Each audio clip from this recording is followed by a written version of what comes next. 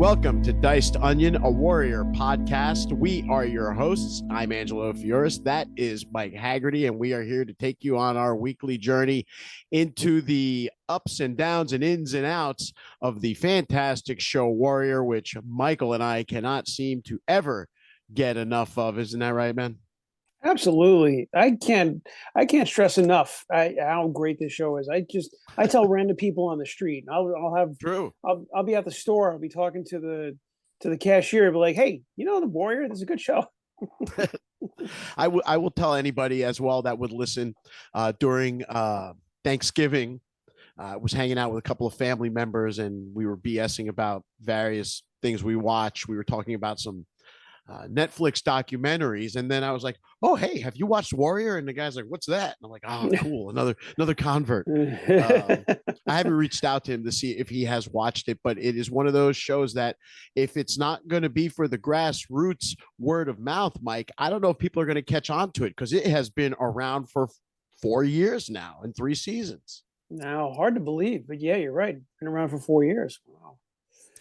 Let's get into it, shall we? It is season 2, episode 3. I can't believe we're already this deep into it. Pretty soon we're going to be halfway through the series. The name of this episode, Not How We Do Business. Original air date, October 16th, 2020. So right when we were all huddled in our homes and hiding for cover, this show was rolling on, and I had no awareness of it whatsoever during that time. I was still like on Tiger King or something.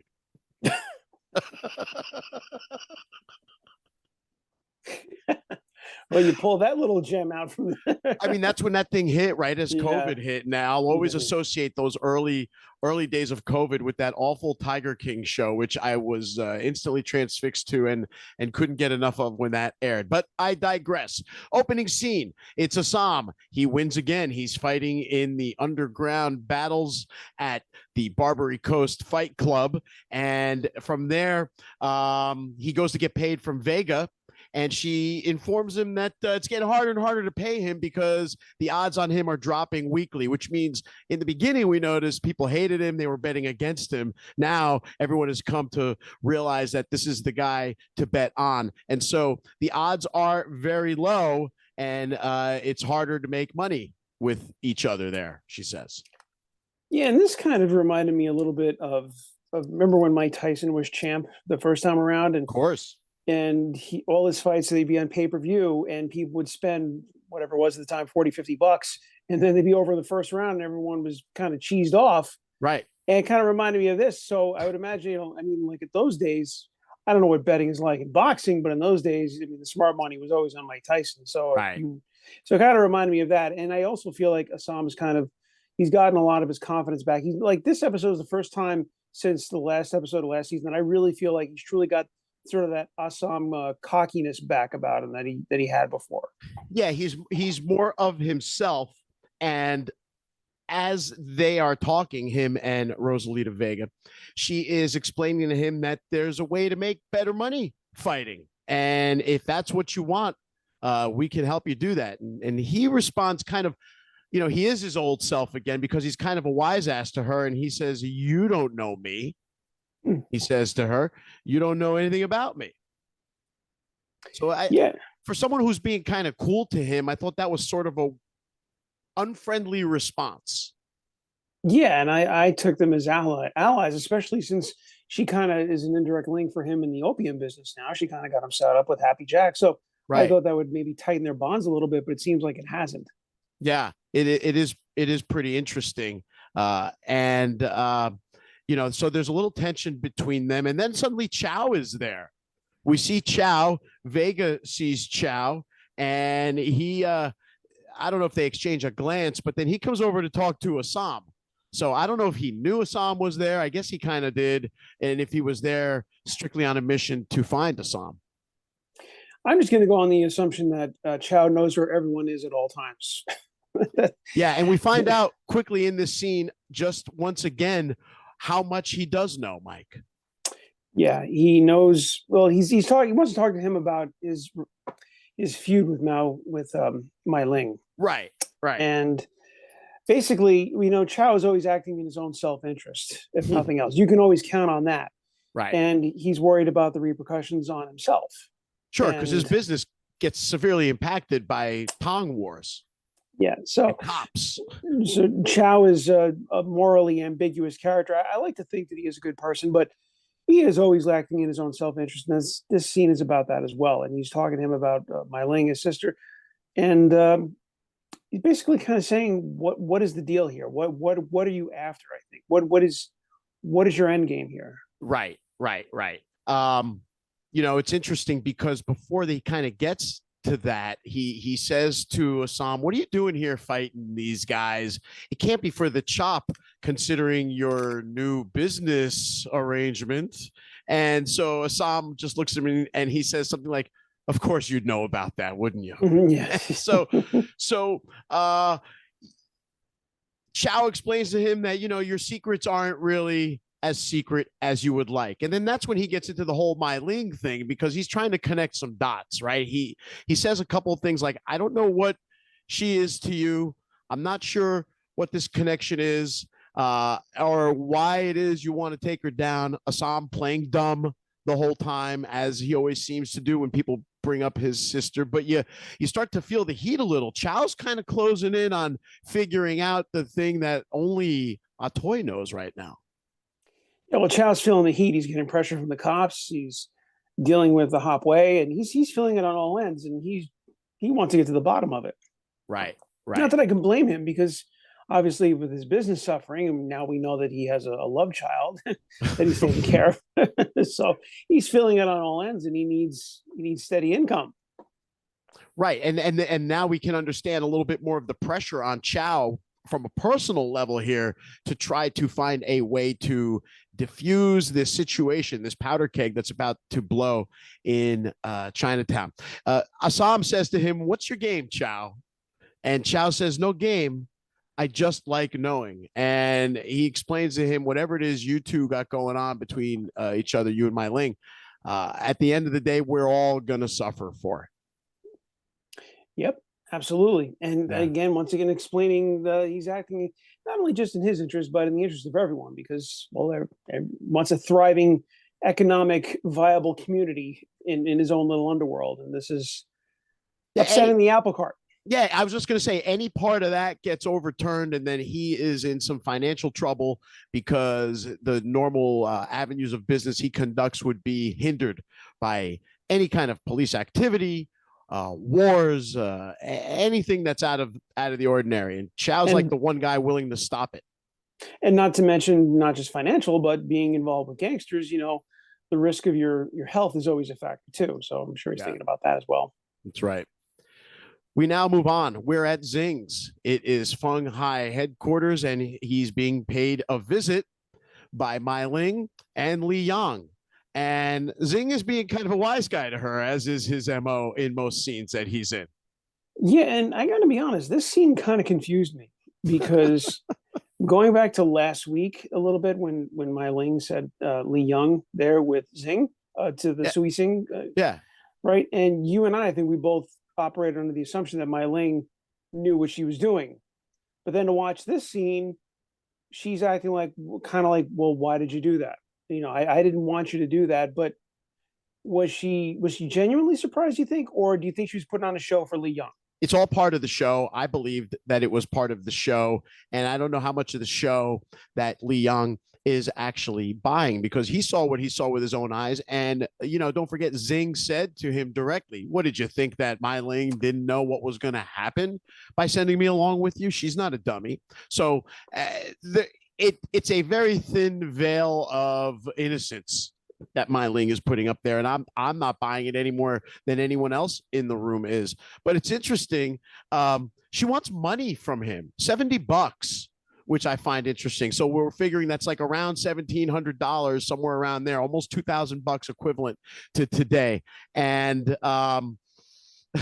she charges him with breach of their agreement, which is very funny to me because of his actions against the Tong and the opium deal. Well, remember, he said that he just charged her a small fee for what he did last week, and that's what he considers it. Right, and she considered it a breach of their agreement. Right, and she says, next time you go against the Tong, it's going to be like the last time. Without my knowledge. And she says something interesting to him. Like she tries to get him to, she says, do we understand each other? Something like that. And he's there in front of his whole crew, his Fung Hai crew. The spotlight's on him now because he's got to answer her. He's laying there on that sofa there with the chick. And you don't know what he's going to say. Because again, he's been kind of a wise ass in this scene to this point to her. But surprisingly, in a very smooth way, he says, sure. Let's drink on it. Then it gets weird. Yeah, and he offers her some kind of milk. Bear's milk, he said. Bear's milk. Oh, Bear's milk. It was a dirty ladle that he pulled out of a bucket, and he takes a swig of it, and then he hands her the ladle, and he says, "It's bear's milk. It's not for everybody." He goes, but I give her credit. She grabbed that ladle and she chugged it like it was Gatorade, and then dropped the ladle like a microphone. Well, she couldn't back down. She has to prove herself too. I mean, you see this interaction. It's about who has the power. It's kind of I won't say a power struggle, but it's kind of like it's showing face, and they both have to save face. Yeah. And his way to save face, and we've seen with Zing, which he's a very interesting character because I like him. Yeah, me too. Well, of course, I know I'm a Dustin Gwen fan for over 30 years, but he's proven he's as dangerous as Lee Young or Assam. If I had to pick the four best fighters in the show, I'd say with those three plus Leary, I'd say like around a tournament of those four would be an interesting tournament, right? If we could have that. Right. But he shows Zing is as dangerous as them, if not more so. But he's also got that sort of a wink and a nod, kind of like Assam in that sense, but not like Lee Young. Lee Young and Leary are humorless. Right. There's nothing. They don't find anything funny. No, those two. But Assam and Zing, they got that little balance of humor there. And we see with Zing, he's kind of treating this kind of coyly, but you know that he is not going to take this lightly, even if he is smiling right now. It's a power play for sure, handing her the bear's milk, because listen, who's going to have the nuts to drink bear's milk? He was looking to expose her as weak right there in front of everybody, and she threw it right back in his face and turned the tables on him. Out of nowhere, Li Yang turns around, and I guess just to show everybody in the Fung Hai that he and Mai Ling mean business, he throat punches one of Zing's bodyguards and takes him to the ground. I thought he was dead, similar fashion to how Zing took out the Tong leader last week, but he is alive. And then Zing throws a very funny line to him as he struggles to get up and catch his breath. Yeah, he says, "Be grateful for your pain. It means you're still alive," which I would have nominated as another title for the show. That could have been a good title for the show. That's a good point. That could have been a good title. And that is where the scene ends. So looks like Mai Ling has asserted her position as the one calling the shots, but I don't buy that Zing is necessarily acquiescing any farther than to get out of this current situation. We move on now, and we've got the mayor and Buckley, and they are at Penny's factory, and he is admonishing her for hiring a Tong to be her bodyguards. Yeah, and here's what I was thinking as I was watching this scene. Obviously, people can see the Tong hanging out outside of Penny's factory. Right. Everyone knows she's the mayor's wife. I gotta imagine, and I'm not trying to side with the mayor. You know what? I am going to side with the mayor here. The optics of this alone is not good. No. Right. Can you imagine if the mayor of your city or whatever and his wife owned a business and she hired the local gangsters to protect it? That's just not a good look when you think about it. There's absolutely not. Politically speaking, and with the political conditions that we have already seen established in this series, and with the Senator Crestwood bringing down the heat on the mayor to get the Cooley situation in control, the fact that she has Chinese gangs protecting her Chinese workers in the factory she owns is an awful look. And they do argue about it. And he does issue her an ultimatum to get rid of the Tongs or she will lose the contract. And he will have no choice but to pull the business from her father's factory, or her factory now. And she sees she doesn't like this one bit. No. And we already know that Penny doesn't like to lose. She wasn't going to cede any ground to Leary, and she's not going to with her husband. But her husband has a pretty good card to play. So we'll see where this goes, because I mean, he can just take the whole. He could take the whole factory down with a swipe. He could do what Leary couldn't do with a pen. Right. Exactly right. And that is where the scene ends. So now we're left with that tension between husband and wife, mayor and a local business person, however you want to put the situation. It's a bad mix for both of them. We're now at Toys. Patterson, her partner, is there, and he's giving her some money, her share of the rent. So these two are not just buying property, they're landlords together. But she's a very good judge of people, and she could sense that he's troubled, and she asks him what's going on. Yeah, and he's pretty shaken up, as I imagine anyone would be if they witnessed what he witnessed when he was meeting a couple weeks ago. Yeah, those two gentlemen, and he's understandably shaken up. Yeah, and you just said a toy's a good judge of character, which I imagine is probably a good character trait for any pimp. You have to be a good judge of character, or at least understand people. And yeah. she is trying to be comforting to him, kind of assuring, and she's telling him it's okay, I'm protecting you. And he points out, he goes, well, you're looking out for yourself as well. Yeah, I'll just backtrack for a second. When she sees he's troubled, he tells her the cops came to visit him, and she says, "Don't worry about them." Which cops? Was it Bill O'Hara? And he says, "Yeah." She says, "Don't worry about him. Don't worry about him." But Patterson is weak, and he is crumbling here. He's a weak link now, Mike. I feel like he's a weak link in what Toy's got going on. But she does assure him, right, of his safety, but I don't think she buys that he is reassured. No, she clearly doesn't. When he walks out and she kind of gives him a look, and look, a toy's a gangster, and we know how gangsters deal with weak links, and we'll see how that transpires. But Yikes. If I were her, I would be thinking twice about this as well. And if I were Patterson, I'd be thinking thrice about this, because I would be booking transit to another place. Maybe. We're now on to the next scene, and it is Officer Lee, and he has revenge on his mind. He got rolled. Remember, he got drugged by the bartender in the last episode and woke up in an alley, nearly getting peed on and penniless. So he's at the bar. He walks in. Hey, officer, what do you got in mind here? And boom, he starts rattling cages, doesn't he? Well, he said, "What are you doing here?" And he goes, "Oh, I'm just here for some exercise." Right, exercise. That's what he says. And he starts kicking butt. He kicks butt, all right, and until finally the bartender, the very one that he Abigail, who he hallucinated was his dead girlfriend, right. She gave him his money back, so he got satisfaction. Pretty quick scene, but it just kind of shows that Leary doesn't forget a grudge. Lee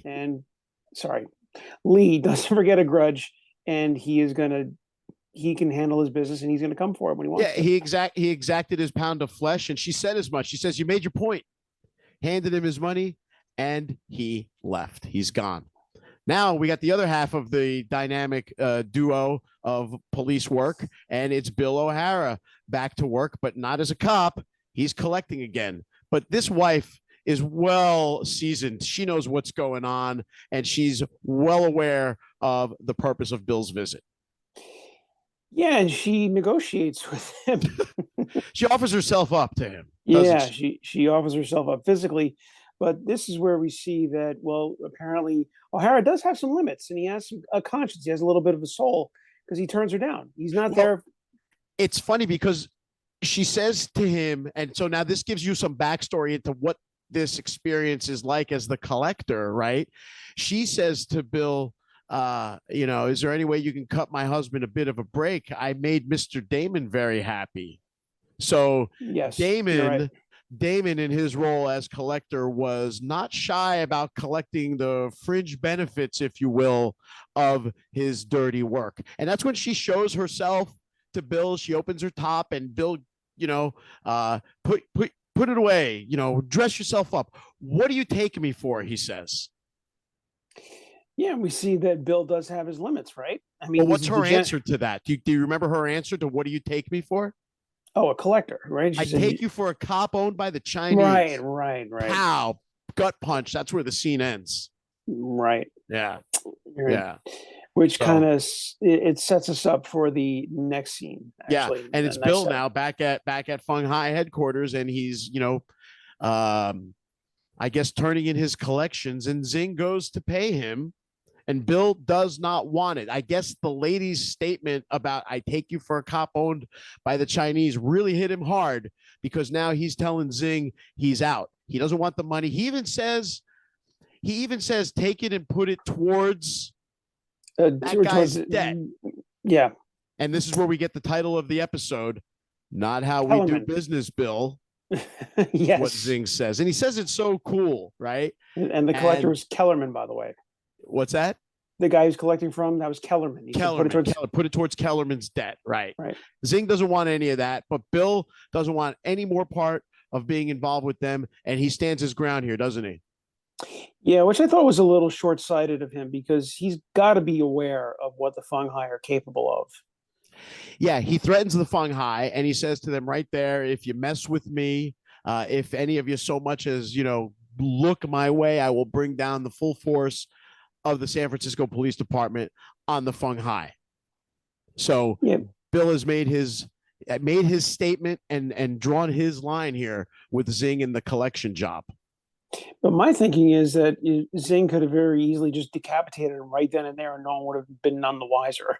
Yeah, I think Zing is smarter than that, because Zing plays the long game here, Mike. He's not looking for instant gratification. I mean, he is to some degree, by the way he's, his impetuous behavior at times, but I think he's also a pretty smart businessman here, and he knows he needs Bill still. So he's not going to just allow a moment of Bill having a conscience to get in the way of business. So Zing will let Bill go for now. I get the sense that this ain't over. It ain't so easy to just walk away from the mob, Mike, as we know. No. If you've seen movies alone, you would know that. Right. We move on now. It's a dinner party.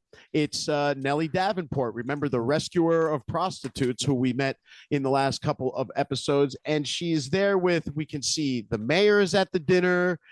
Penny is at the dinner. And there are various other, I guess, distinguished members of San Francisco society at this dinner. And they're discussing various things, including marriage and the state of marriage, and maybe why isn't Nellie married again or something. So that's kind of where this conversation's going at this moment.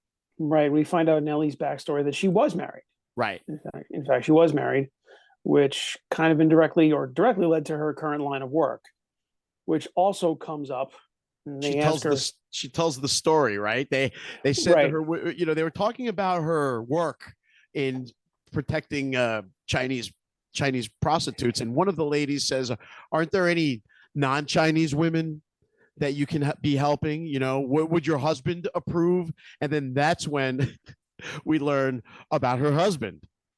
Yeah, that he apparently died in a brothel, and that's what inspired her to go and help you, because when she found his body, all she saw was a scared girl there, and that's what led her to her current line of work. And I did you see the connection between her and Penny?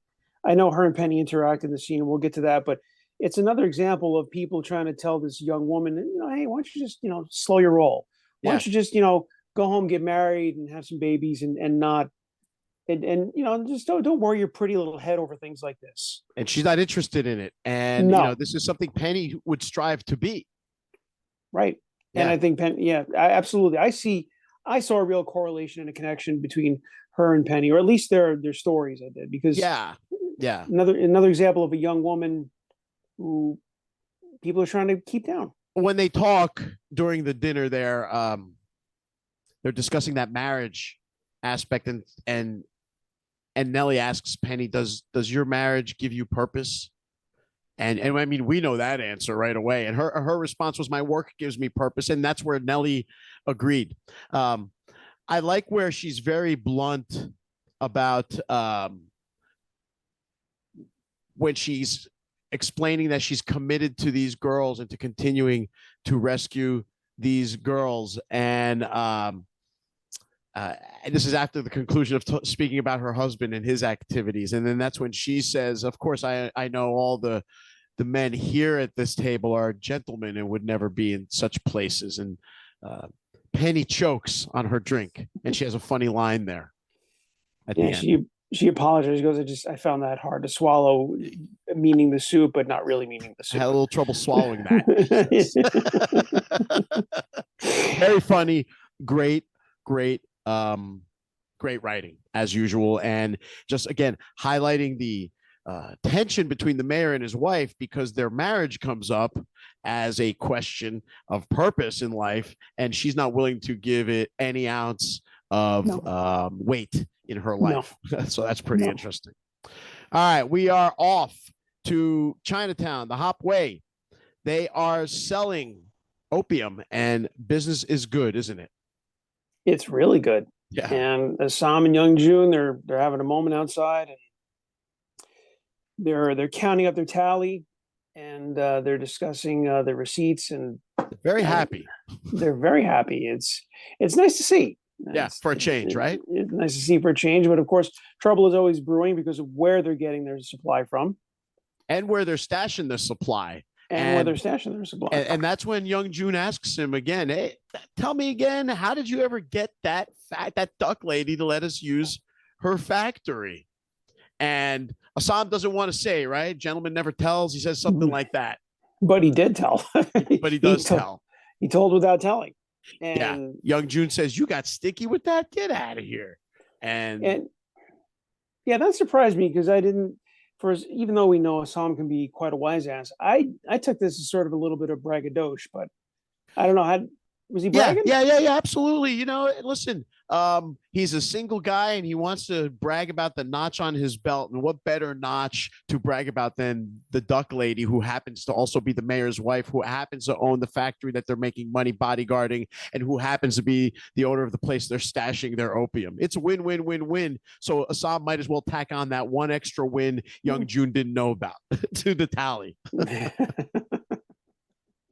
Which again goes back to how this is not a good look for Penn. No, it's a bad scene all around, and now we've gotten the bad optics on the one side from the mayor and his wife's side, and now we're getting a sense of the fire that these guys are playing with a little bit with this entire arrangement that they've got going on, because it ain't just enough that they're stashing opium at the factory. It's the activity they're doing behind Father June's back to acquire the non-Chinese approved opium at cut rate prices in an effort to compete. This is a crazy, crazy convergence of stuff that's happening here, Mike.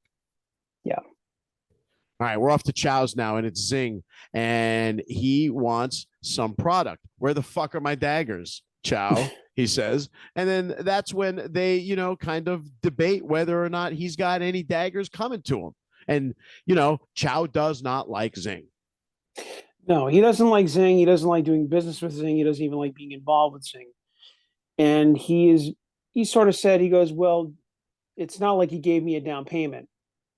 Is that why you set him up to die? Zing says. Which that confused me because I would assume that everyone was in on that one.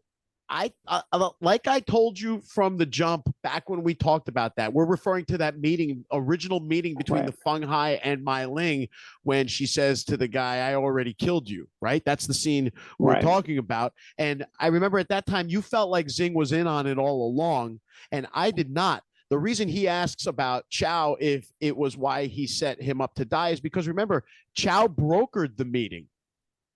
Mai Ling went to him to put the meeting together, and Chow was like, please, there's better things to do than to involve yourself with the Fung Hai, if you recall. But he had his own motives, Chow, at the time, to set that up. So Zing's not a dummy. But if I recall correctly, Chow actually didn't know he was going to die because afterwards he had a confrontation with Li Yung. Sorry, we're backtracking here a little bit. That's all right. You're right about that. He said, if you were, he didn't know they were going to kill him, but he did put the meeting together. Remember, if I broker a meeting and someone doesn't walk out of that meeting alive, that's on me, right?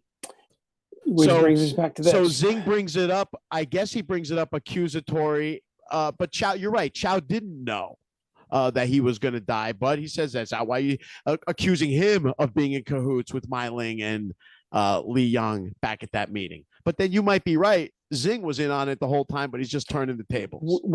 I love it. We're just going down the rabbit hole. We're trying to untwirl the yarn here, trying to figure out the angle. And it's great. I love it. I hope we didn't lose the few viewers we got during that digression there, but it was well worth, trying to tie those loose ends up. That's when Zing is he still values Chow. He shows up threateningly, but then he pulls out a wad of cash and says, here's half the payment. Now we're in business together. And when people are in business together with me, eventually they only work for me. And Chow doesn't like that at all because he's the biggest free agent out there.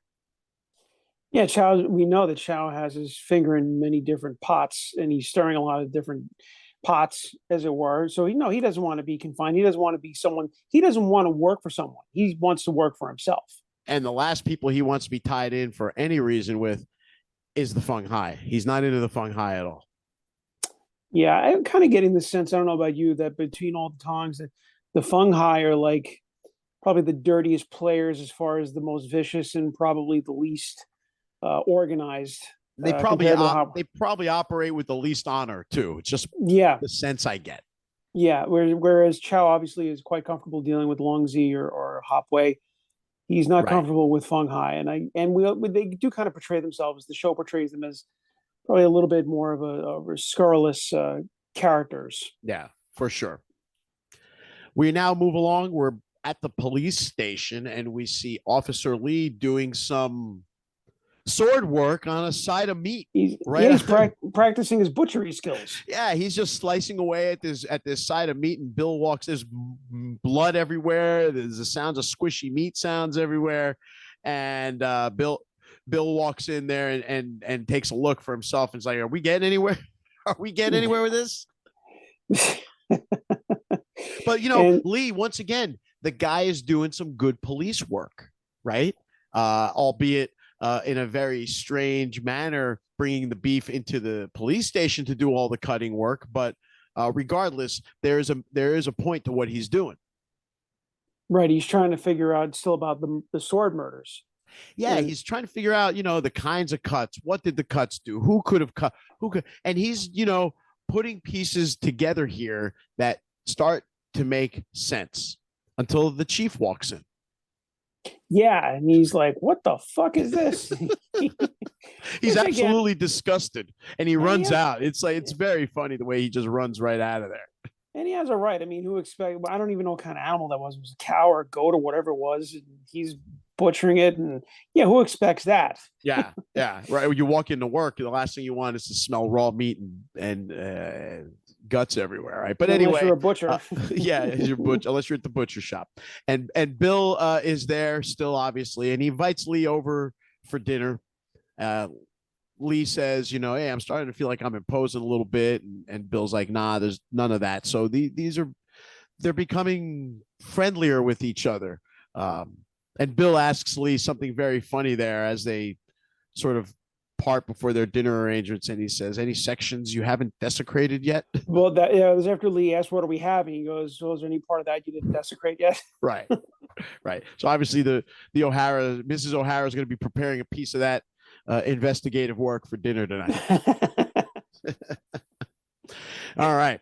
Yung Jun is outside Hop Wei headquarters. He's hanging out with Assam, and here comes a cart with a bunch of Chinese dudes on it. And at first I thought it was a shift of workers being transported from Penny's factory. That's what I initially thought it was.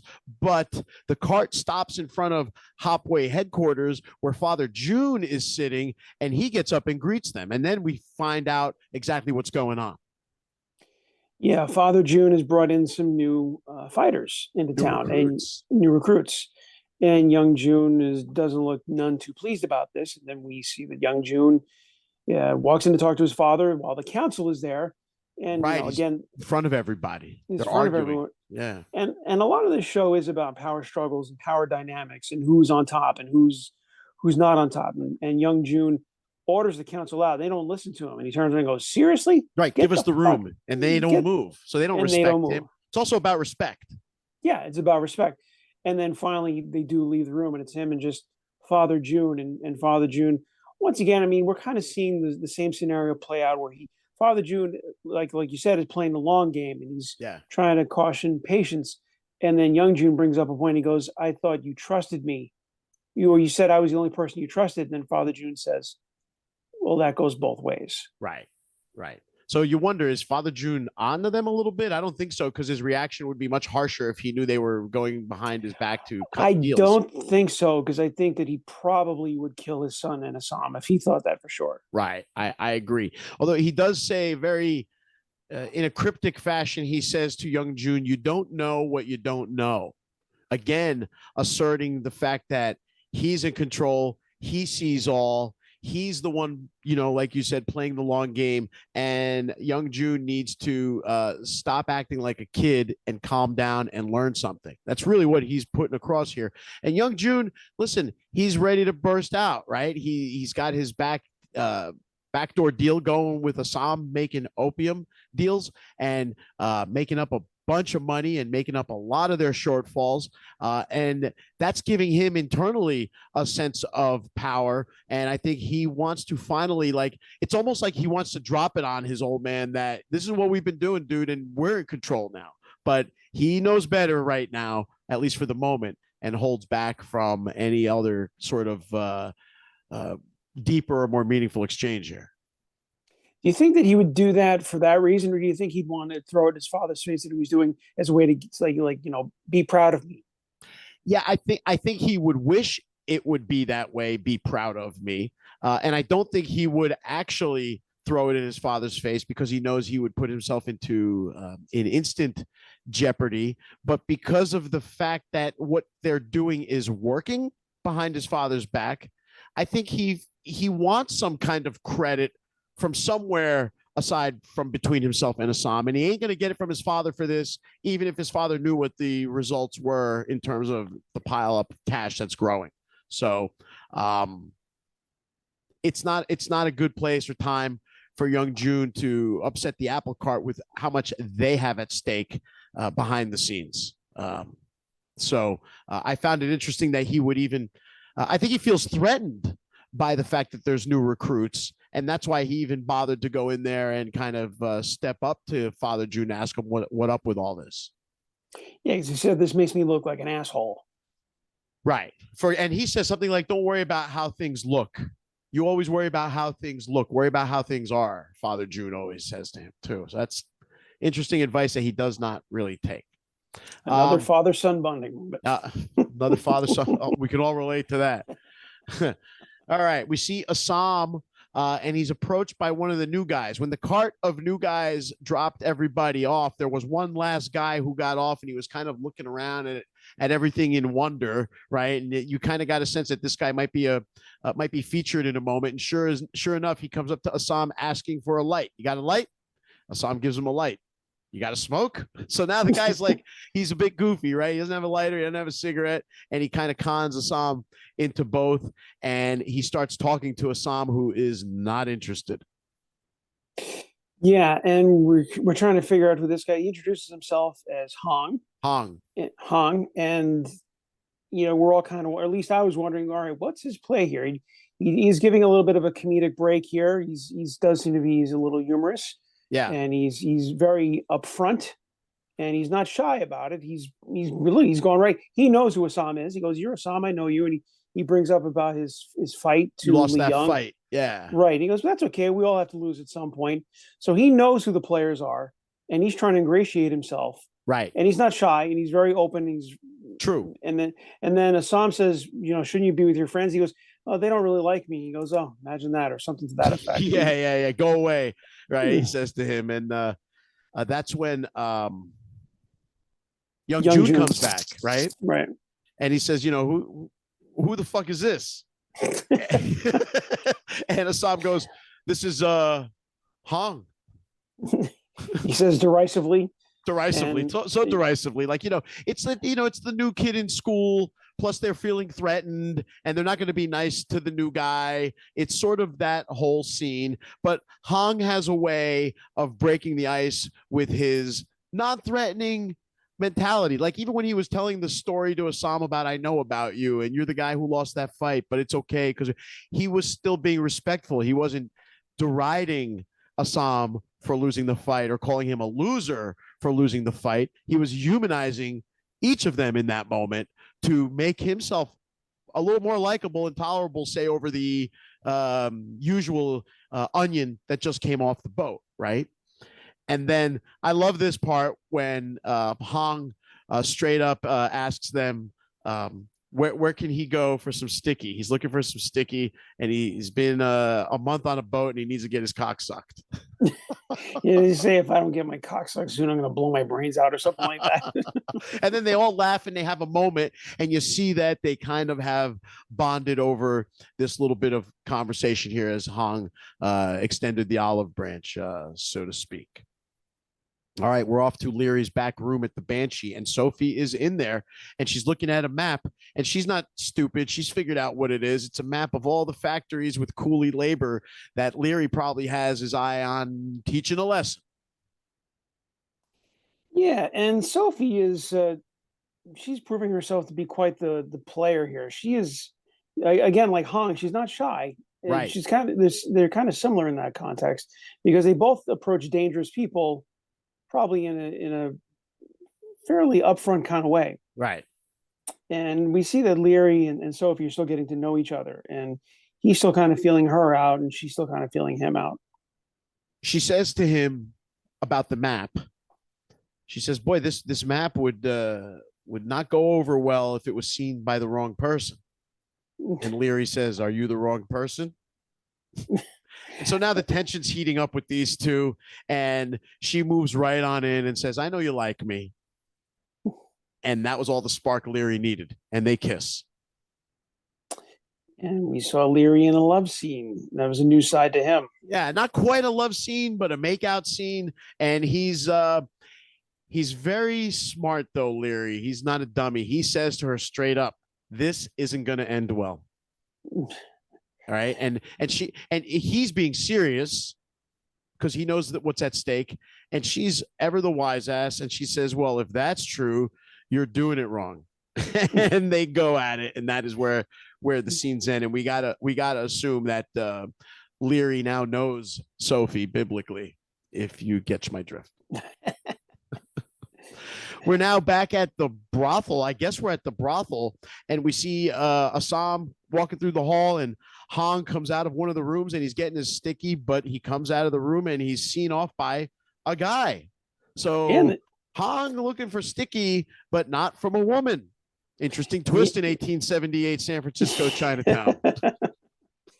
Yeah, and but Assam just kind of shrugs it off. I get the sense he didn't even really care, but Hong is a little bit vexed by it, and he chases him out, and he says, "You're not going to tell anyone, are you?" And Assam says, "Well, you're a Chinaman in America. You got bigger problems." Right. Assam doesn't have any.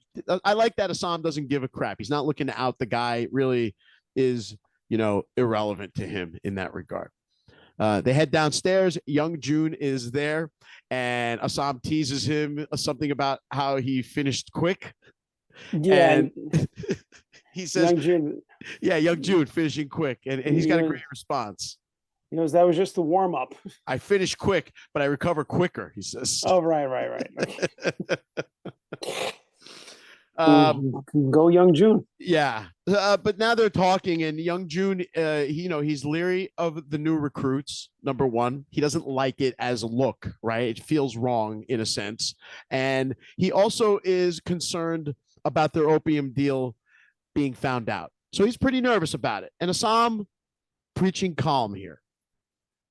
He's basically making the case that when they see all the money they made on it, that he's hoping that will woo Father June, that will win him over. Hoping. It's a bit of a gamble. Right. But the thing is, and I think that what we were discussing in the previous scene, Yung Jun says to Assam that he thinks Father June is onto them. So there is that nervousness on Yung Jun's part that goes deeper than just being found out. He kind of feels like they might have already been found out. That's when Hong shows up right in the middle of all this. And, he's very aware that something is happening here. He's in tune with the fact that this is a tense conversation. And that's when, he basically declares his loyalty to these guys. I would die or dice for you, he says to Yung Jun. We're Hop Wei brothers now. Yeah, and we don't know if he's if he's a social climber or if he's just looking to up his stock. He's trying to be like the standout right away. Well, no, Right. what's his? I'm always asking myself, what's his angle? What is this guy's angle? And Hong, is he strictly just a social climber? Is he looking for friends, or does he want to be a big deal in the Hop Wei? We don't know yet.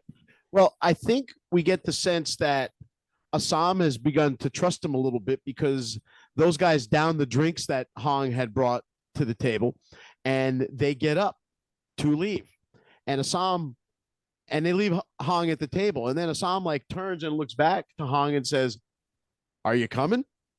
Yeah. And Hong quickly follows along, very happy that he was asked along, right? So I feel like he's beginning to become trusted, and then he says, "Where are we going?" to those guys. They don't even know. He doesn't even know where they're taking him. Almost and this like where they fill him in on what's been going on, and then they show him the Fung Hai. He's almost kind of like a little kid brother. Like, hey, come on. Yeah, exactly. And he brings a good vibe. He's a little bit tension. Yeah, he breaks the tension. He's a lighter-hearted character, but we're going to find out that doesn't mean he's a pushover. No, we find that out very quickly, don't we? Yeah. So when they're on their little stroll and they're outside where the Fung Hai are there in Chinatown, and they're telling him there they are, that's them. Hong takes off. He just walks away from them and he's gone. And this is when we start to find out exactly what Hong is all about, because as Yung Jun or Assam was going to go back him up, they were like, no, I want to see this. And they have a very funny line. Is it me? Is it just me? Or is this onion a little off? Yeah. And then Yung Jun says, well, we can work with crazy. Yeah. Well, he says that after Hong cleans house out of all those Fung Hai guys, swinging a chain that he had around his neck. Pretty badass, I got to add. Yeah, that was a good visual. Yeah. So after he cleans house and and there's nobody standing except for Hong, Assam says to Yung Jun, so the new guy's crazy. Yeah. We can work with crazy. It's a great scene, and now it adds another element to Hong, who we just were describing as a fun little character, who is a deadly dude with his own weapon of choice. You've got Assam with the hands, you've got Yung Jun with the knives, and now you've got Hong swinging a chain that nobody can seem to get a handle on there. So that was a pretty good scene. A great fight, by the way. And the Fung Hai, I don't know, call me crazy. I don't know why they're so powerful. It seems like none of the Fung Hai can fight except for Zing. Yeah, that's true. That is true. All right. Next scene now. It's Chow. He's with Mai Ling, and he is asking for help with Zing. And she's non-sympathetic. Fill the order, she says. Yeah, the way she's looking at it is, well, it's all business, do business. And She doesn't have much sympathy for him. And plus, from her perspective, why would you? She knows that Chow is involved in the game, as they all are. Right. This is what they live by. And, well, he's not making a lot of progress with her. And this is where he's trying to express just how much dealing with Zing, how all of this hurts him. And then she turns around and uses Zing's line on him. And she says, be grateful for your pain. It means you're still alive. And, right away, I'm like, what? She just heard that line 3 scenes ago. And even Li Yang gives her kind of a side eye there as well. And then that's when Chow informs her of the Hop Wei scrapping with the Fung Hai, meaning Hong with the chain. And, that's borderline treaty breaking almost. And so, Mai Ling and Li Yang are basically talking about loyalty. However, things aren't as copacetic as she might want them to be. Right. And Chow's making the case that basically sooner or later this treaty is going to blow up, perhaps sooner than you realize, and pointing out how this fight alone could be a trigger for this. Right. Exactly. Because it almost felt like to me, like, because at least the perception is, because the Hop Wei cannot fight with the Long Z, they'll go fight with the proxy, the Fung Hai. because they're not really part of the territory, part of the treaty, even though they've got an affiliation with Long Z over there. So it's almost like a proxy battle there, and in a way to draw the Long Z into a larger scrap. And that's a great point you made there. Yeah, it is a proxy war. Yeah, absolutely. All right, Sophie and Leary. It's post deed, we have to assume, and they are walking and they are talking, and they're talking about change, right? She's explaining to him that, you know, you can make change with muscle, but it's really when you get into the rooms where the power brokers are that you can really enact greater change. And he explains they're not really letting guys like me into those rooms. Right. And this scene to me was really about the class system and the different societal levels. And we see here that Sophie and Leary, they're not on the same level. No, because she, you know, when someone says, well, you got to be in the rooms where the things happen. Well, the only person who would use a line like that would be someone who was brought up in the class of people who are in the rooms when things happen. Right. A guy like Leary explains his tale of coming to America, right? He explains the better life he came for. He explains famine and hunger and death, and then the relief of death because the hungry people wouldn't be crying anymore. Like, he tells his story of surviving tough times to make his way to America. And he starts to get irritated by her position in life a little bit, because he's like, what would you know about any of this? You don't know a thing. And he wants to leave. He's like, you know, realizes there's a bad mix. Right. But Sophie stops him. She grabs him. She grabs him. She doesn't. She clearly She clearly cares about Leary, and she doesn't want this relationship to end. Right. And they walk off together. Now, in the background, as they're walking off together, we see coming around the corner and turning is a carriage drawn by some horses, and it takes off down the street. But then the very next cutaway is to inside a carriage where Mr. Buckley is sitting. So now I've got two questions for you. Did Buckley see Leary and Sophie on the street? Was he in that carriage that just turned right past them and his wheels are turning? And then also we see that he's in that carriage with the redheaded prostitute he picked up the week before. And the scene cuts away. I'm still confused by what's going on there, but then it cuts to the next scene and we see Buckley again. Take it away, Mike. And he's bathing her.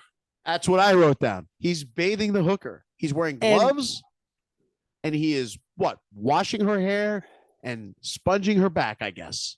And if you're, I'm sorry if that's not. That's as much. I don't know what to say. I'm wordless. Is he preparing her for them to do something? Like, is he, you know, does he want her clean before she renders services? Like, I'm trying to figure out what's going on there. Or is his game like he hires prostitutes and he gets off on the bathing them part? Like, I was lost at this whole scene. I was vacillating between both of those theories. All right.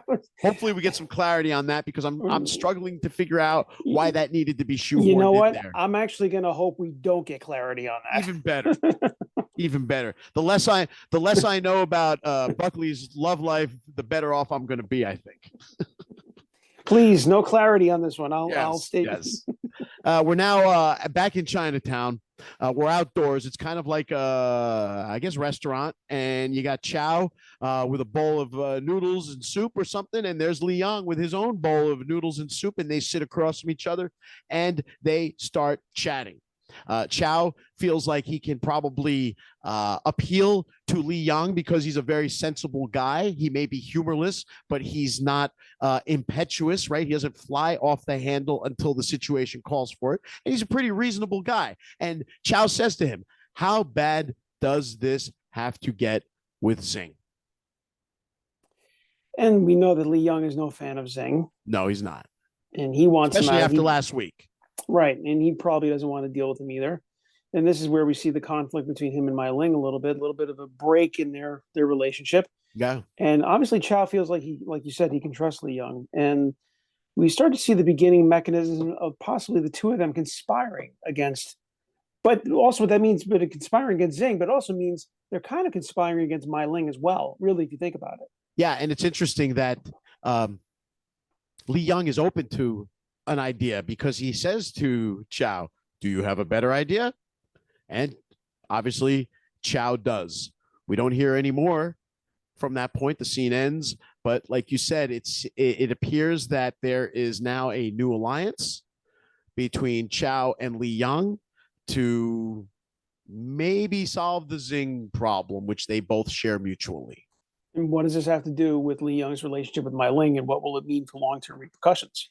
All good points, Mike. All good questions as well. All right. The O'Haras are hosting Mr. Lee for dinner, and they're telling the story of the meet in the police department and how the chief pretty much like had a fit when he came in and saw that. So Lucy had to laugh. They all kind of laughed together. You can see that they all get along very well now. The O'Haras are treating Lee like a member of their family, and it's nice to see. Right. You notice a pattern with this show, or at least with this episode. We see two scenes that are kind of related. Like the previous scene, Li Young and Xiao were eating. Now we see these guys, they're eating. And earlier in the episode, a toy when she was meeting, let me check my notes, and she was meeting with her partner. Yeah, Patterson. Patterson, right.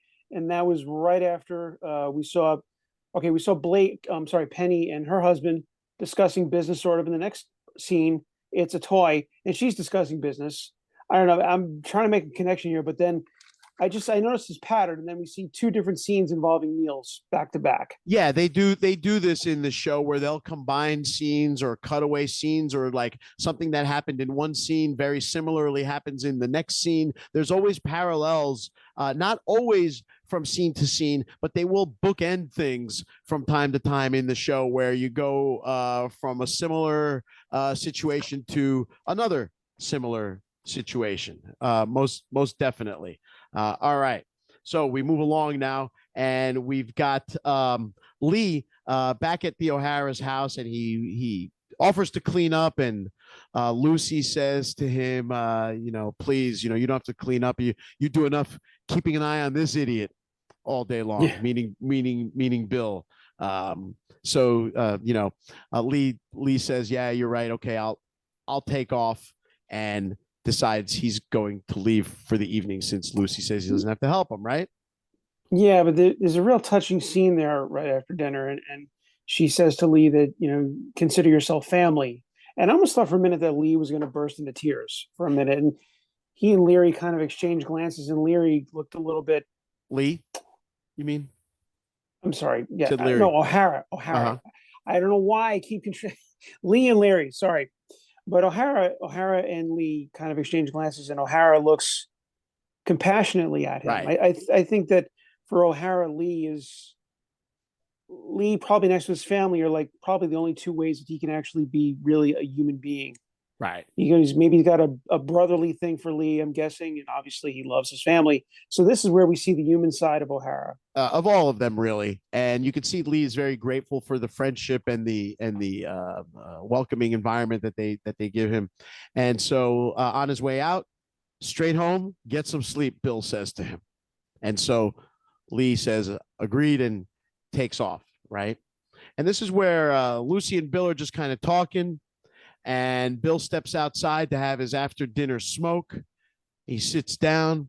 He's got Lee's notebook. Lee left his notebook behind, and Bill must have grabbed it off the table, and he's kind of sitting there smoking a cigarette, and he's flipping through the notebook, and you can see, not specifically, but there's little sketches and drawings and pencils and notes and stuff. And Bill must see that he's on to something there through these notes, because he says something like, holy shit, Lee. And then we hear Ethan, the son. He says, Dad.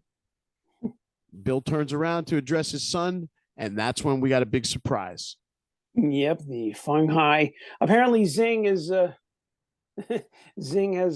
decided to, pay him a little visit. He's decided to show Bill exactly how we do business.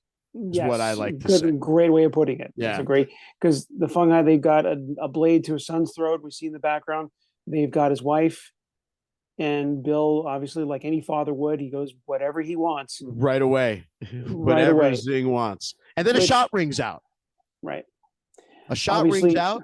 It hits the knife wielder who's got the blade to the kid's neck, and it is Officer Lee from a slight distance, and that's when a scrap breaks out. I guess Lee came back for his notebook. I got to imagine that's what made him return just a couple minutes later, right? That was probably the setup. Yeah, Lee comes crashing back.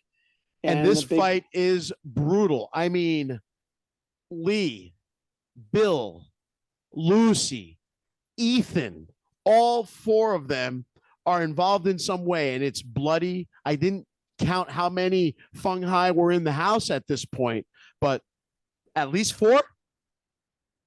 Initially, yeah. The one guy was holding Ethan, one guy was holding Lucy, and then we see that a couple other guys popped out who weren't really controlling anyone. Yeah, and the fight's out of control. Like Ethan's running up the stairs, and one guy's trying to grab him by his ankles, and Ethan's also holding a gun. And at the same time, it's like mayhem. Bill is like in a chokehold with a guy, and they're punching each other. Lee's like in another situation where they're hitting each other, and Lucy is also getting attacked by Fung Hai. So there's no one that's being spared from any of this action, Mike. It's mayhem. Yeah, I mean, kind of contrast. We have that nice family scene at the end, and Lee is part of the family, and Bill's having a smoke, and you can almost hear the closing theme of the Brady Bunch in your head, and everything seems all nicey nice. And well, of course, this is Warriors, so things can't stay nice for long. This is why we can't have nice things, right? This is why we can't have nice things. I think that Zing took offense to Bill saying that he would bring down the full force of the San Francisco Police Department upon the Fung Hai. So Zing decided to bring down some power of the Fung Hai on the San Francisco Police Department. And that's what we're seeing here. So it's a pretty tense situation. Ethan is in danger. Bill is in danger. And another, as that's all happening, another gunshot rings out. One of the Fung Hai's head gets blown off. You think it's Lee, but it's Lucy. Yeah, covered in blood, I might add. Covered in blood. Lucy is no shrinking violet. She's a pretty tough bird on her own. I would imagine being married to a policeman probably made her a little bit tougher. And we've seen through this last two seasons that she's not shy about calling Bill on his bullshit. So she's a tough woman. She's a tough bird. Yeah. And she's proven that. And at this exact moment when I guess they've come out victorious in a sense, they've managed to fight back the Fung Hai. The dead bodies are in the house. And Bill is looking around. And he realizes instantly that this is what he had wrought, right? This is all on him for the fact that he turned on Zing, for getting involved in the beginning with gambling and taking the marker way back in season 1. This is all the culmination. What happened in that house is the culmination of everything Bill was involved in from the day we met him. And at that moment, he has his moment of reckoning, and Lee has the same moment when he looks at Bill and realizes exactly why what happened now happened. And you're waiting for the next thing to be said, and then they cut to the end of the show. And that is where we finish up this incredibly tense episode, Mike. And I thought it ended perfectly. I on the one hand, I was frustrated. I wanted to find out more. You always want more, but at the same token, I respect the artistic choice to end it like this. But I just want to say that I think that for O'Hara, for Bill, pretty short-sighted. This is where his mouthing off to Zing like that, very short-sighted, very stupid, right? Could you imagine anyone in real life in a gangster situation mouthing off to their boss? Well, if he wasn't a cop, he wouldn't have gotten away with any of it. Okay, that's number one. And Zing's not really his boss. They're kind of tied in together. Zing sees himself, like Zing said, when I'm in business with someone, eventually they only work for me. So in Zing's idea, he's going to eventually have Bill full-time collecting for him. You won't be a cop for long. That's how Zing sees the relationship. It's only a temporary situation that Bill's a law enforcement guy. That's irrelevant as far as Zing's concerned. Zing has a collector, and that's all he's worried about. And this message to Bill is, you're still my collector. I don't care what you said earlier.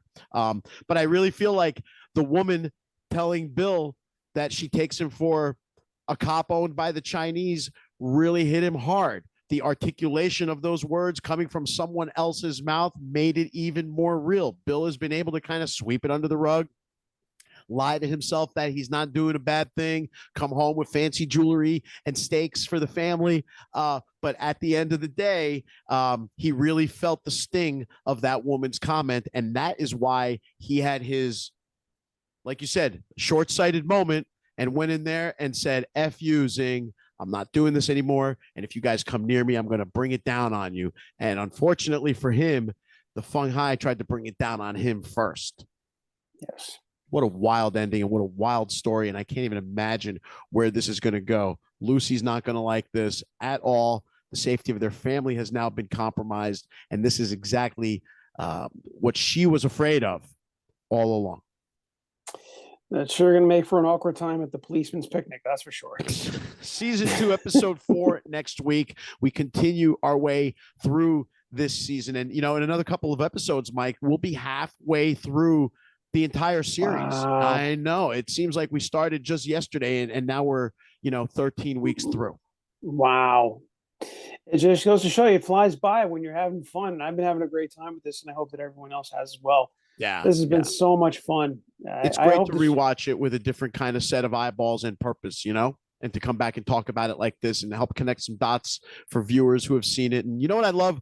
That we've got a couple of subscribers. By the way, subscribe and like our channel, please, so you can get updates every time and alerts. We post a new show, you'll get an alert. There's a couple of viewers, Harenby, I hope I'm saying that right. He's always checking in and keeping us honest with correcting us if we flub and make a mistake, or even Please more. Do. Right? Because we do. I don't remember every single thing that I saw. I take good notes, but it's hard to recall every single moment, right? So I'm happy for the extra input. And I also like that he checks in with his own additions to our theories as well. So it's good stuff. Anybody viewing, please comment as well. We'll respond and get into a dialogue with you. But that is it for this week. Another great episode, Michael, and I'm looking forward to doing it again next week. Likewise, it's been a blast. We're out. We'll see you.